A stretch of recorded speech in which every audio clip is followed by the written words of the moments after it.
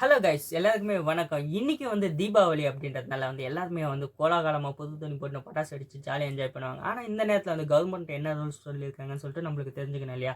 So காலையில் 6 மணிலேருந்து 7 மணி வரைக்கும் தான் பட்டாசு அடிக்கணும்.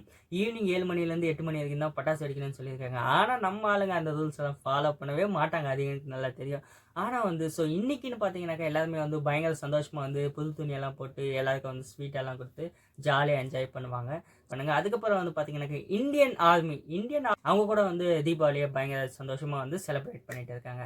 ஸோ இதே நேரத்தில் வந்து நம்ம தமிழ்நாட்டில் இருக்கிற மக்களுக்குலாம் என்ன ஒரு ஃபீலிங் அப்படின்னு சொல்லிட்டு பார்த்தீங்கன்னாக்கா, நம்ம தளபதி படம் ரிலீஸ் ஆகலைங்க.